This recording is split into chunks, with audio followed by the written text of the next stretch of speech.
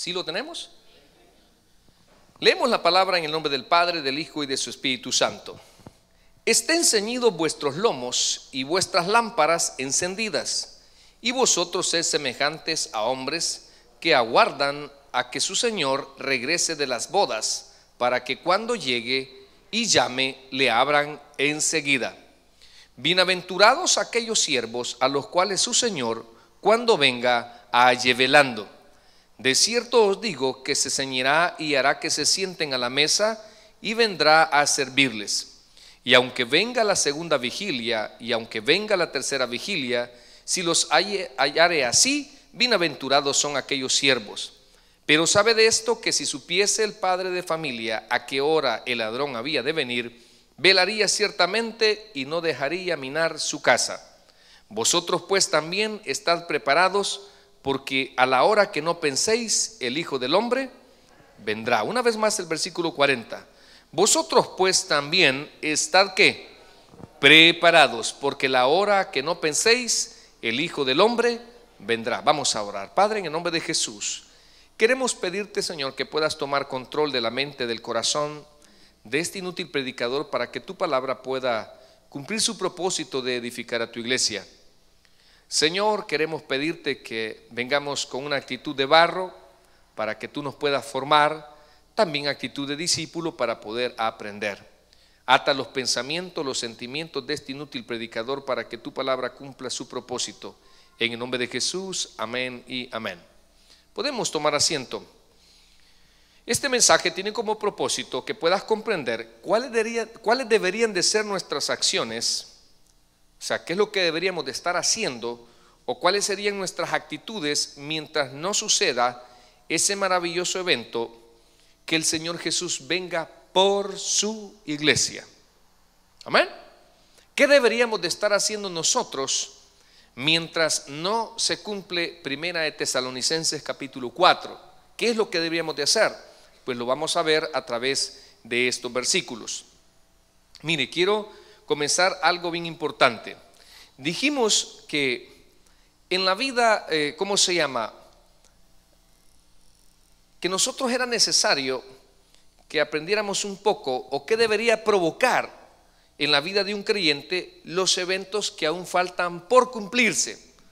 Recuerde que dijo el Señor algo bien importante, que ni una jota ni una tilde dejarían de pasar hasta que se cumplan. Amén. Todo lo que está escrito en cuanto a profecía se refiere y que no ha sucedido todavía, está por cumplirse. Algunas ya se cumplieron. Por ejemplo, la venida del Mesías ya se cumplió ¿en quién? En Cristo Jesús. Amén. Ahora, pero faltan otras cosas. Entonces vamos a ir viendo poco a poco qué debería de provocar aquellas cosas que todavía faltan. Algunas nosotros las vamos a contemplar. Por ejemplo, la apostasía en la iglesia, que hay mucha gente que se va a convertir, supuestamente va a estar dentro de nosotros, y ese va a ser un factor que en todos los tiempos se da, que la gente niega su fe, que la gente tiene una apariencia de conversión pero que no es genuina, o que de alguna manera solamente tiene comezón de oír y anda escuchando cualquier tipo de pensamiento filosófico religioso, pero no anda escuchando al buen pastor, que es Jesús. Porque todo creyente que tiene el Espíritu Santo va a escuchar al buen pastor, que es nuestro Señor Jesucristo. Estamos completos en Él. Entonces vea, en primer lugar, una de las cosas que provoca aquellas cosas que aún no se han dado todavía, es gozo en medio de nuestras aflicciones.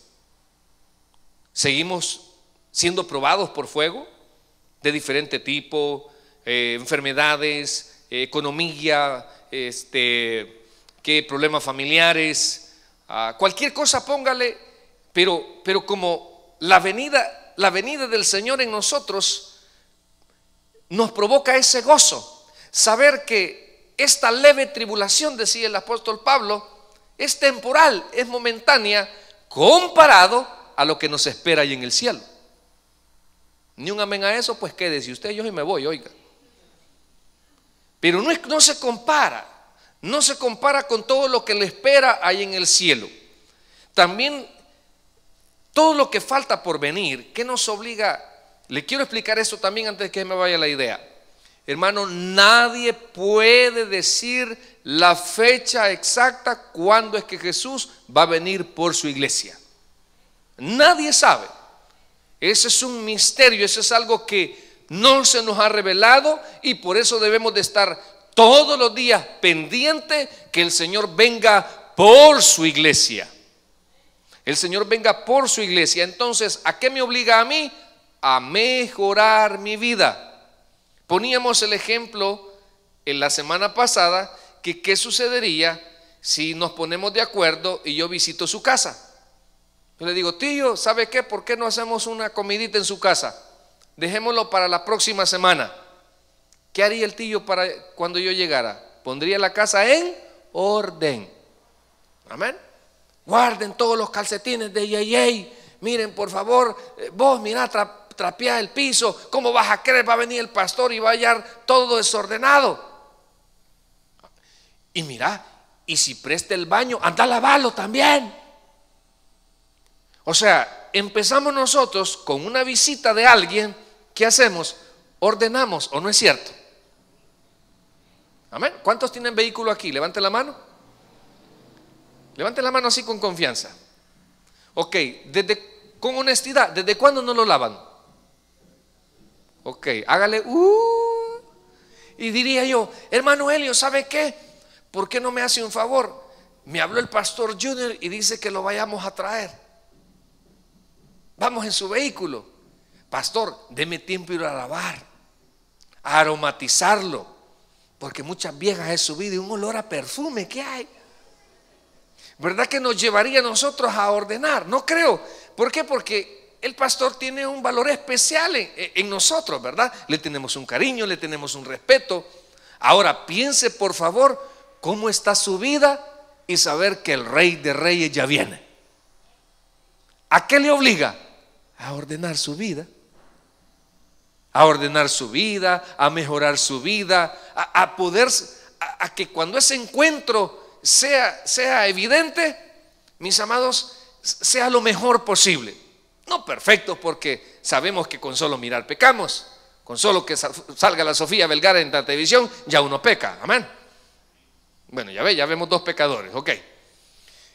Ustedes también, hermanas, hay ciertos artistas que pecan. Bueno, sigamos. Mire, la hermana también reconoce que es pecadora. Entonces, hay ciertas cosas, pues, pero ¿a qué nos obliga esa inminente venida de Cristo? Mis amados, a que mejoremos nuestra vida. También nos proporciona un conocimiento acerca de la vida después de la muerte. Nosotros no tenemos incertidumbre. Nosotros no andamos pensando, mira, ¿y el alma de aquel dónde andará? Pensemos que el hermano Yuri estira la pata, amén. ¿Okay? De repente no vino amaneciendo con Dios y no sé dónde ir a buscarlo, pero en algún lugar está acostado, amén. Y de repente empiezo a hacer un par de llamadas. Imagínate, tengo que hacer un par de llamadas para ver dónde anda este. Y de repente me dice, pastor, ¿sabe qué? Lo encontramos todo templado al gato volador. Yo ya estoy seguro. ¿A dónde está él?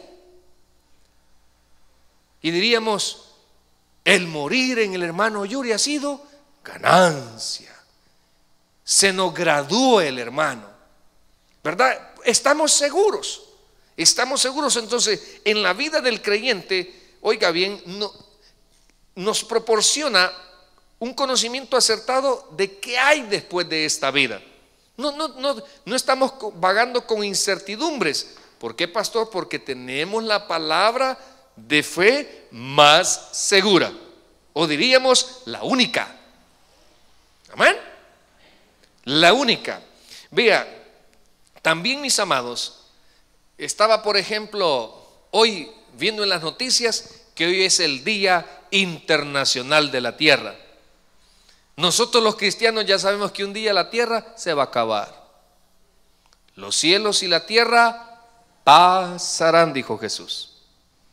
Y dice Pedro allá en sus epístolas, y los elementos ardientes serán desechos, el calentamiento global. Entonces vea, nosotros tenemos un conocimiento verdadero respecto al final de la historia del hombre. Nos proporciona pruebas de confiabilidad de toda la Escritura, porque las muchas profecías que se han cumplido al pie de la letra no se pueden atribuir a la casualidad, sino solo a Dios. Todas las profecías bíblicas no son casualidades. Fueron, hermanos, contempladas desde la eternidad, desde el plan perfecto de Dios. Eleva nuestros corazones en adoración al Dios que está en completo control de todo y que llevará a cabo su voluntad en la historia. Hay cosas que nosotros pensamos que Dios no tiene todo bajo control.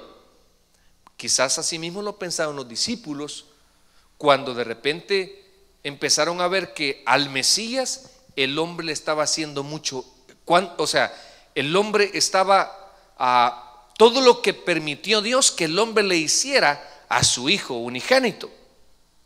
Algunos pensaban y decían: yo creía que él era el Mesías.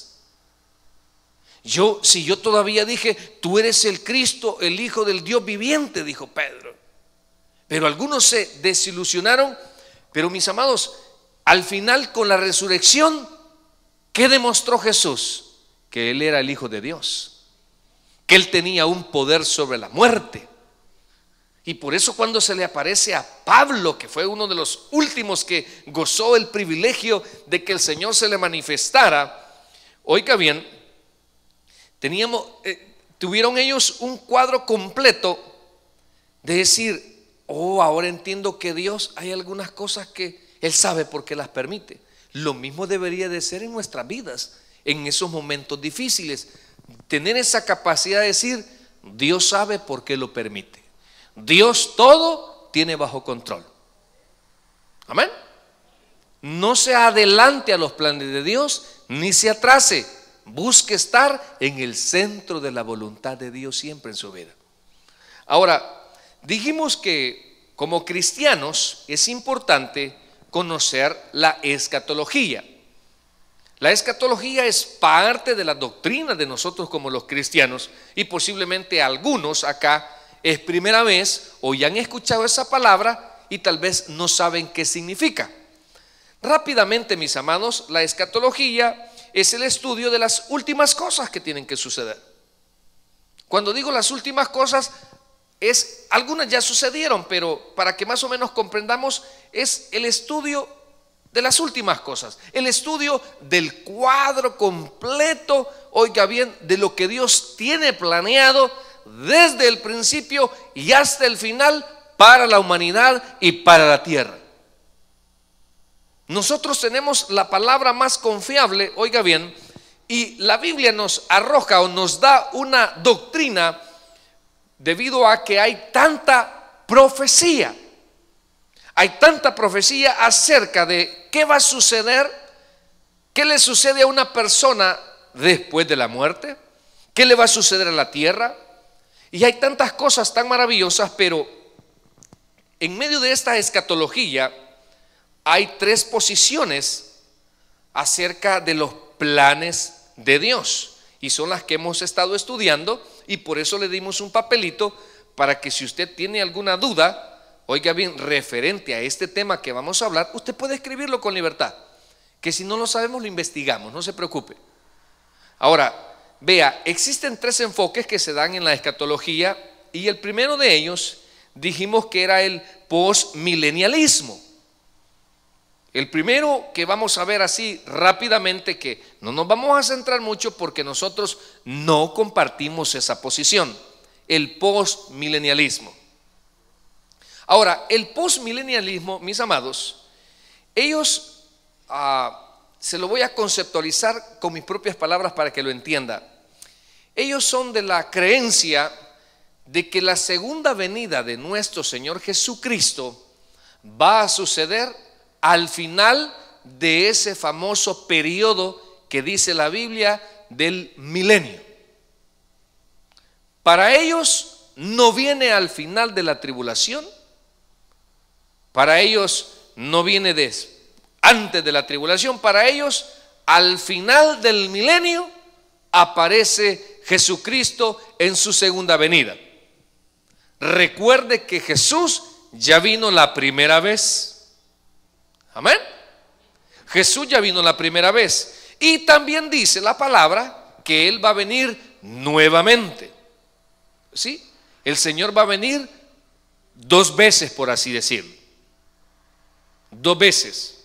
Entonces el postmilenialismo sostiene y dicen: la venida del Señor Jesucristo va a suceder allá al final del milenio. Al final del milenio. Y dicen que el milenio va a ser el producto de que la iglesia de Cristo evangeliza. Y que toda la gente por eso la está convirtiendo. Y va a haber un momento que toda la gente se va a convertir. Eso es lo que sostienen ellos. Y no creen en ese reino milenial literal como nosotros. Ahorita solo le estoy diciendo lo que ellos creen. Ya después le voy a explicar lo que nosotros creemos. Pero debido a eso, ellos, usted sabe que para poder echar mano de una mejor comprensión, una mejor interpretación de la palabra de Dios, hay una herramienta que se llama la hermenéutica. Diga hermenéutica. Esa materia nos ayuda mucho a los pastores, a los maestros, oiga bien, a los escatólogos, a los que escriben conceptos acerca de la Biblia, para que pueda haber una mayor comprensión, para que cuando, por ejemplo, dice un ejemplo, ¿verdad? Es más fácil que entre un camello en el ojo de una aguja que un rico al reino de los cielos. Entonces, cuando usted investiga, se da cuenta que la cultura del Oriente no se parece a la nuestra de Occidente. Porque nosotros, al escuchar el ojo de una aguja, ¿qué se nos ocurre? Un objeto así de hierro y que le metemos un hilo, ¿verdad? Y por ahí va a entrar un camello, dice usted, ¿verdad? Entonces, como no le dan los 4 dedos de frente que tiene, entonces usted echa mano de la hermenéutica y se va. Hay como 14 métodos para poder interpretar mejor qué quiere decir la palabra, cuál es el mensaje. Entonces, los del postmilenialismo, oiga bien, en cuanto al milenio, ellos espiritualizan y dicen: eso no es literal. El milenio no es literal. Y también el pacto de Abraham de una tierra prometida, en el capítulo 12, en el capítulo 25, oiga bien, el Señor le da a Abraham una promesa que le va a dar una tierra geográfica. Y le dice: desde el río de Egipto hasta el río Éufrates. Entonces, si usted por favor ahorita va a un mapa mundi y ve geográficamente, si ni Palestina es de los judíos ahorita. Entonces, todavía, pero ellos, los postmilenialistas, para ellos, oiga bien, los 1000 años no son literales. Y además, creen que ese pacto de Abraham ya se cumplió cuando Josué conquista la tierra prometida y cuando Salomón reinó, que ha sido el máximo esplendor del reinado de Israel. Ha sido lo máximo que han tenido, donde ha habido paz. Entonces dicen ellos, todo eso ya se cumplió. Entonces por eso ellos sostienen que el postmilenialismo, oiga bien, es que la segunda venida de Cristo. Son dos cosas que nosotros tenemos que aprender. Primero, la primera venida de Cristo se dio ¿en quién? En Jesús. En Jesús. Se le aparece el ángel Gabriel, ¿a quién? A María. ¿Ok? Y le dice: mira, Dios te ha escogido. ¿Cuántas Marías hoy en día, verdad? Saber, pero bueno. El punto es que esa es la primera venida. ¿Ok? Nace Jesús. ¿Y a qué vino Jesús? A morir y a pagar por todos nuestros pecados. Él es el sacrificio perfecto. Él murió de una vez y para siempre por todos nuestros pecados. Pastor, dígame algo. ¿Usted pecó ahora? Sí. ¿Y usted también? Con el hecho de que me esté juzgando a mí ya pecó. Porque la Biblia dice que no hay que juzgar. Entonces, dice Romanos 3:23, por cuanto todos pecaron. Entonces, el postmilenialismo, oiga bien, sostienen entonces, cuando Jesús iba a ser ascendido, le preguntaron sus discípulos: Señor, ¿restaurarás qué? ¿El reino? ¿Por qué? Porque aparte de la tierra prometida geográficamente, que era propiedad, por así decirlo, que estaban conquistados por el Imperio Romano, oiga bien, allá en Primera de Reyes capítulo 17, capítulo 7, se le da una promesa al rey David. Y le dice: de ti saldrá un rey, y su reino no tendrá fin. Amén. Entonces dicen ellos, esa profecía se cumplió en Salomón. Pero no se cumplió en Salomón. Pero ellos, estoy hablando del argumento de los postmilenialistas, que dicen que esas dos profecías, esos dos pactos, así serían: el pacto abrahámico de la tierra geográfica y el pacto davídico acerca del rey de reyes, ya se cumplió. Entonces dicen ellos, al final del milenio viene el Mesías. Ahora, luego después del postmilenialismo, estamos hablando del amilenialismo, que ellos no creen en el milenio, ¿verdad? Este punto de vista concerniente a las últimas cosas de que no habrá milenio antes del fin del mundo, para ellos no va a haber milenio. Los postmilenialistas dicen sí, pero no es literal, y Jesús viene allá al final del milenio para ellos. El amilenialista dice que no habrá milenio antes del fin del mundo.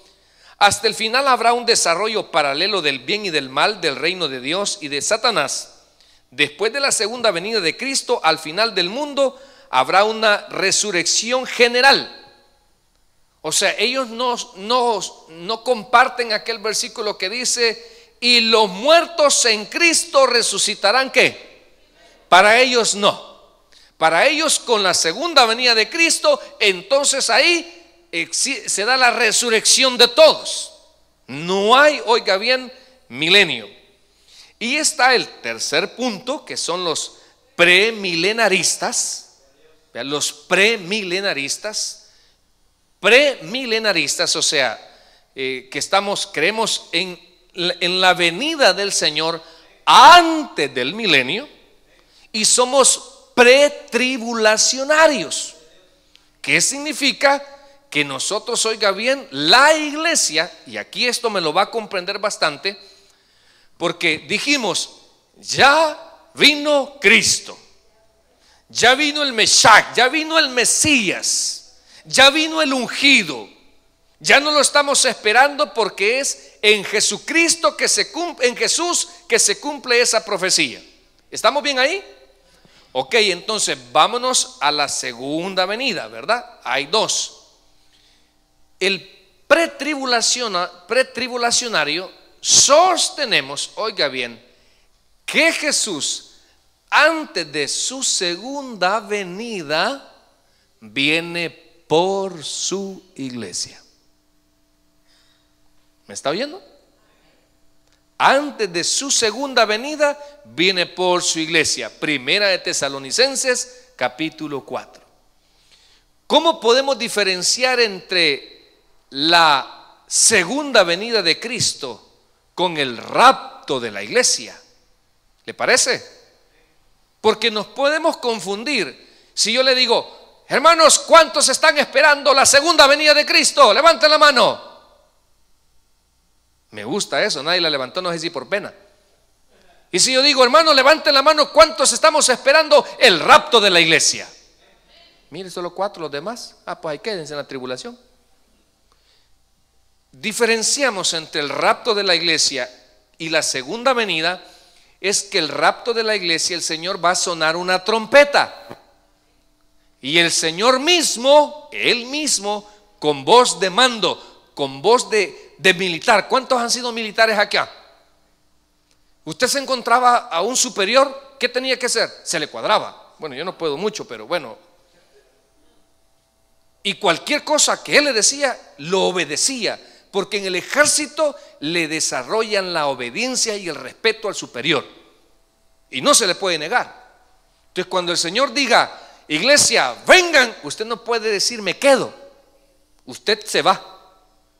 En un abrir y cerrar de ojos. Primera de Tesalonicenses 4 y Primera de Corintios 15 lo explica, pero de maravilla para que usted lo entienda. Entonces en el rapto de la iglesia, oiga bien, hay algo bien importante. Cristo no pone un pie en la tierra, sino que le recibiremos en las nubes. En la segunda venida, el Señor sí pone los pies en el monte de los olivos. Así que vamos diferenciando. No es lo mismo rapto de la iglesia que segunda venida de Cristo. ¿Me está comprendiendo? Ok, en eso creemos nosotros otra cosa. Sostenemos que la iglesia del Señor, oiga bien, va a ser arrebatada antes, oiga bien, que se dé lo que falta la semana 70 de Daniel. Ese es los famosos 7 años de tribulación acá en la tierra. La iglesia de Cristo no vamos a pasar esos 7 años de tribulación. Pero sí, oiga bien, pero sí vamos a ver ciertas cosas, como le decía, como la apostasía, que mucha gente no se sorprenda que siga otras falsas doctrinas. No se sorprenda que de repente algunas iglesias terminen confundidas como hace años, como los G12. Hay gente siempre que se levantan muchas corrientes. No se sorprenda de todo eso. ¿Por qué? Porque la apostasía es algo perenne durante siempre la parte profética del Señor o en la parte escatológica. Siempre. Ok, entonces sigamos con esto. Mis amados, la semana 70 de Daniel, que son 7 años, se va a venir, surge. ¿Cuántos han escuchado el anticristo? Que ese, por así decirlo, es el hijo del diablo. Él, mis amados, va a tener un poder de negociar y le va a brindar a Israel algo que nadie ha podido, que es brindarle paz y seguridad. Y va a lograr, oiga bien, controlar a los árabes. Los va a lograr controlar, porque también surge en ese inicio el falso profeta, aquel que le llaman también promotor de la religión de la Gran Babilonia, donde va a ser un ecumenismo donde van a estar todas las religiones y van a decir, si nosotros al mismo Dios adoramos. No adoramos al mismo Dios. ¿Por qué, mis amados? Porque el único medio que podemos llegar a Dios es nuestro Señor Jesucristo. No hay otro mediador. Y la gente va a pedir de diferentes formas, de diferentes maneras, y no van a ser escuchados. Pero el falso profeta tiene esa capacidad de poder relacionarse con todas las religiones y le va a dar a Israel, oiga bien, la oportunidad deseada de su tabernáculo que está allá. ¿Cuántos han visto el muro de los lamentos? Donde llegan los judíos a inclinarse y a pedir y a orar. Pues atrás de ahí estaba el gran templo. El gran templo que construyó Salomón, el que les mandó a construir Herodes, no han tenido. Y si ellos ponen un pie en lo que ahora es la mezquita de Omar, hermanos, estaríamos viendo la tercera guerra mundial. Eso es intocable. Eso ahorita, debido a todos los tratados, es posesión de los árabes. Ese pedacito de ahí, Israel camina, anda, tiene todo, menos un lugar donde adorar. no lo tienen. Lo anhelan, lo desean. Algunos dicen que el templo ya lo tienen todo armado, que ya está todo listo. Ya está el candelabro de oro, ya está la mesa de los panes de la proposición, el altar del incienso, ya el altar donde van a ofrecer sus sacrificios. Todas las piezas ya lo tiene el judío en todas partes del mundo. Ya está, pero no lo pueden armar. Entonces el anticristo va a negociar y les va a dar ese tabernáculo. Y lo van a construir, pero a los 3 años y medio él va a entrar ahí en lugar de Dios, en lugar del Mesías. Y él les va a decir: adórenme.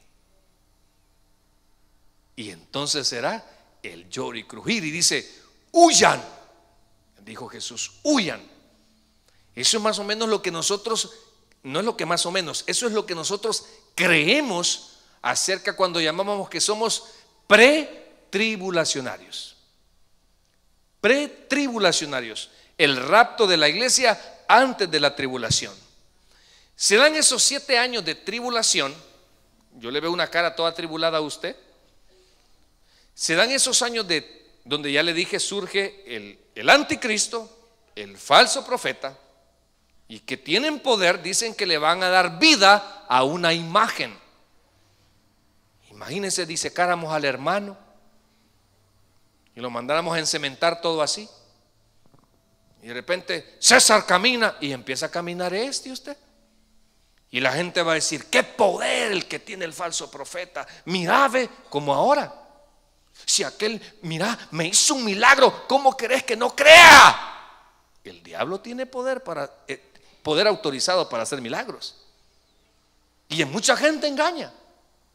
Así como muchos hombres han engañado a varias muchachas, pero bueno, no es su caso, hermana. Oiga, mire, entonces pasan esos 7 años.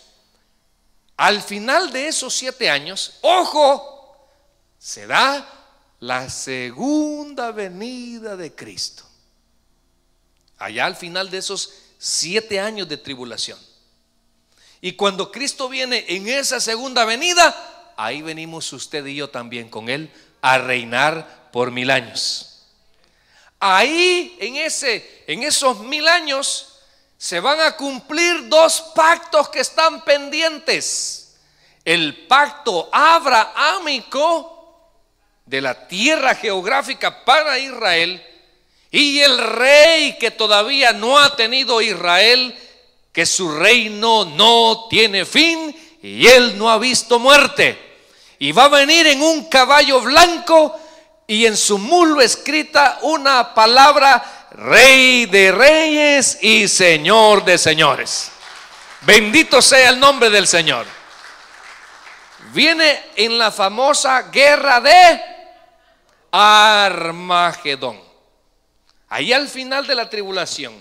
No tiene que confundir la guerra de Armagedón con la guerra de Gog y Magog.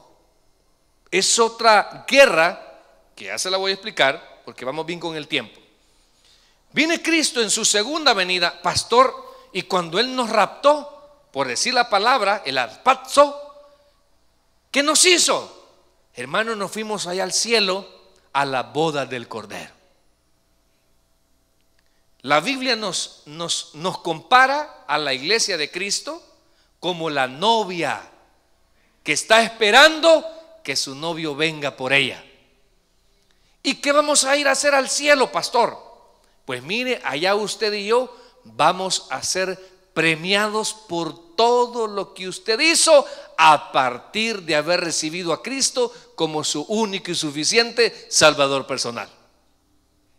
El esfuerzo que usted hizo por el Señor, que llegó cansado quizás y dijo: es que yo no le sirvo al hombre, yo le sirvo a Dios. Y se vino quizás sin comer a la casa, a la iglesia, perdón. Quizás esas veces que usted fue a evangelizar y anunció las buenas nuevas y que quizás no quería ir. Es sus contribuciones, todo lo que hizo para que otra alma se convirtiera. El esfuerzo que usted hizo, bueno, póngale todas sus buenas obras, ojo, son probadas por fuego. Allá vamos a estar muchos ya en la premiación, en el bimá de Cristo. Así se llama en griego, el bimá de Cristo. En el podium para ser premiados. Y ya vamos a ver muchos presidentes de diáconos, directores de no sé qué. Yo era del equipo del pastor no sé quién. Y mira, ahí viene una corona. Y de repente va a empezar a salir. Estas coronas grandes son para aquellos que les gustaba barrer la iglesia. Porque hay servidores que nunca han agarrado una escoba, ¿sabía usted eso? Son buenos para mandar, pero malos para actuar. Y entonces van a empezar la premiación ahí en el cielo. Todo lo que usted hizo de corazón. Porque Dios sabe que usted y yo aquí nos estamos sacrificando, ¿sabía usted eso? No estamos tal vez con nuestras familias. Y porque usted no tiene un compromiso con el hombre, ¿a qué horas ha salido y ha venido cansado a la iglesia? La inversión que usted ha hecho de ponerles combustible a su vehículo y todavía le da raya a un hermano, y que le hace ese favor, ¿usted cree que Dios no lo ve? Claro que sí. Y todo eso un día va a ser premiado, porque nosotros no trabajamos para los hombres, nosotros le trabajamos a Dios. Y todo lo que usted hace por Él, Dios no lo ha olvidado. Dice que Dios no es injusto para olvidar lo que usted ha sembrado con lágrimas. En su momento lo va a cosechar. Entonces luego se dan los 7 años de tribulación acá en la tierra, 7 años allá en el cielo premiando a la iglesia. Allá al final de los 7 años viene Jesús con su iglesia oiga bien, a rescatar a Israel, porque en esa guerra de Gog y Magog todos los países le dan la espalda a Israel y lo van a querer atacar. Y es una guerra tan difícil que dice que va a correr sangre como usted no se da una idea. Y el Señor viene a instaurar el reino milenial, a una tierra como la que ordenó en un principio, cuando estaba Adán y Eva, y que Levita le dio hambre y comió la manzana. Digan amén. No digan amén porque no era manzana. La Biblia no dice. Ok, allá comió, falló y la tierra se convulsionó y todos, pues usted ya sabe toda la historia.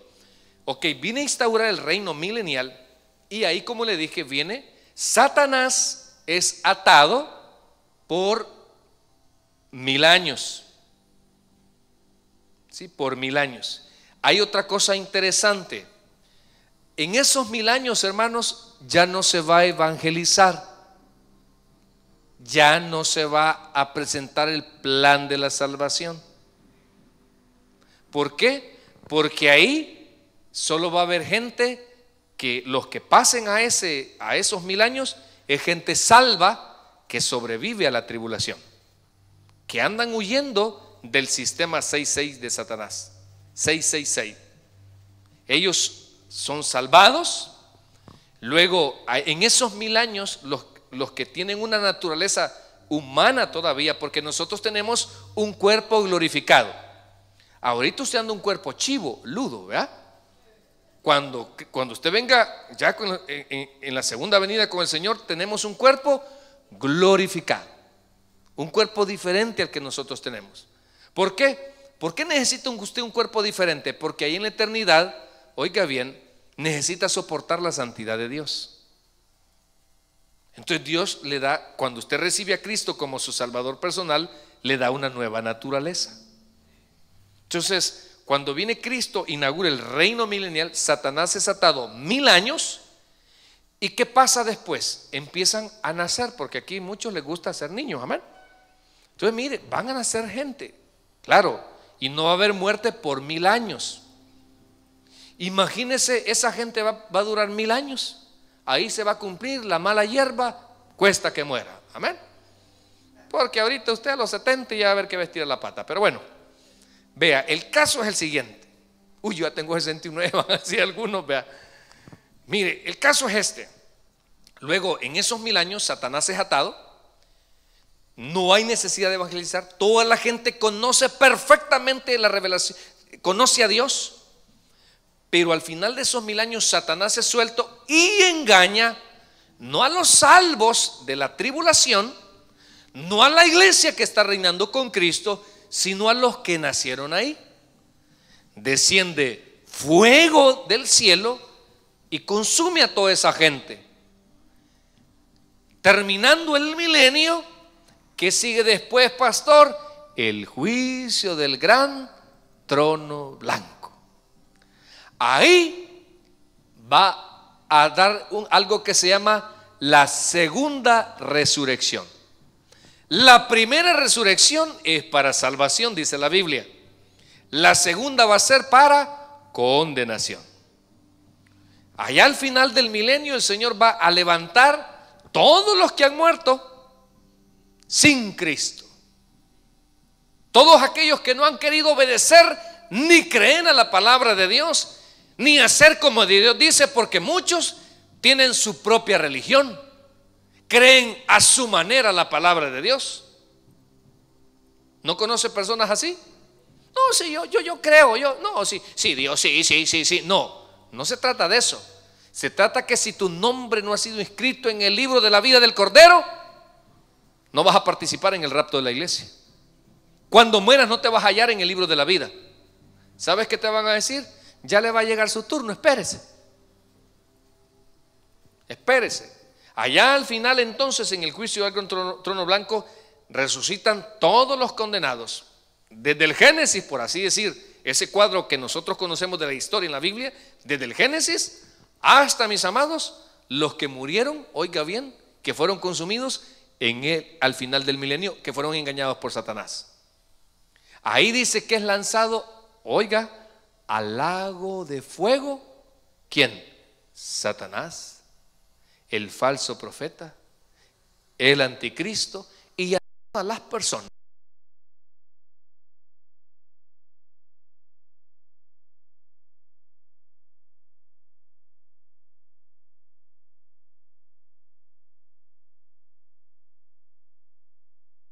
y que la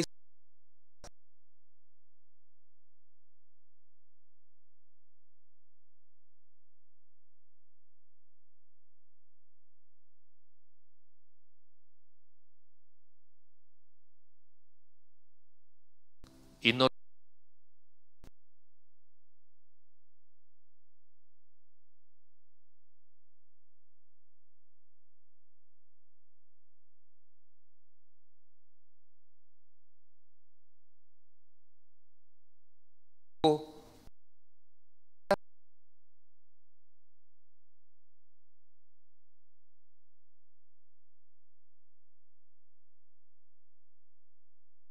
démosle un fuerte aplauso. Vamos a orar. Buen Dios y Padre que estás en los cielos, te damos las gracias por tu palabra, porque ella es viva y es eficaz. Qué tristeza, Señor, por las personas postmilenialistas y por los amilenaristas que no creen, Señor, que esos pactos, algunos creen, Señor, que ya se cumplieron, y otros, mi Dios, ni siquiera creen en ellos. Mis amados, Jesús dijo este principio: y la verdad os hará libres. No haga morir esa esperanza que ha sostenido a la iglesia por estos miles de años desde que Cristo fue ascendido. Cuando ellos regresaron después de ver esa ascensión de nuestro Señor Jesucristo, pagaban con su vida su fe. No era una iglesia afanada y deseosa de cosas terrenales, porque sabían que el Señor en cualquier momento iba a venir por ellos. Hoy no. Hoy nosotros estamos en una sociedad tan acelerada, tan convulsionada, donde el hombre ya no piensa en Dios, piensa en su diversión, piensa en su avaricia, piensa en su pecado. Pero gracias, Señor, imagínese cuánta gente aquí alrededor tiene la bendición de tener cerca esta iglesia, de escuchar el sermón, están a pasos y no hacen ni tienen la voluntad, porque Dios no aparece en su agenda. Dios aparece solo cuando tienen necesidad. Dios aparece cuando tienen un cáncer. Dios aparece cuando no tienen trabajo. Dios aparece cuando están en la cárcel. Dios aparece solo cuando hay angustia. Dios aparece solo cuando hay temblores. Dios aparece solo cuando hay guerras. Para nosotros los cristianos, seguimos anhelando, Señor, tu gloriosa venida. Si hubiese alguien que está sin Cristo, quisiéramos invitarle a que se ponga de pie y que pueda tener esa bendición. Que el día que usted muera, o el día que suene esa trompeta, he aquí os digo un misterio, dijo Pablo, no lo digo yo. He aquí os digo un misterio, algo que no estaba revelado, algo que estaba oculto, algo que no entendía la gente, y a Pablo se le fue revelado. Ahora que has escuchado el mensaje de la palabra y Dios ha tocado tu corazón, te invitamos a que recibas a Jesús como tu único y suficiente Salvador personal. Repite después de mí esta oración. Cierra tus ojos. Señor Jesús, yo te recibo hoy como mi único y suficiente Salvador personal. Creo que eres Dios, que moriste por mí en la cruz por todos mis pecados y que resucitaste al tercer día. Gracias doy al Padre por haber enviado a su Hijo a morir en mi lugar. En Cristo Jesús, mi Salvador. Amén y amén.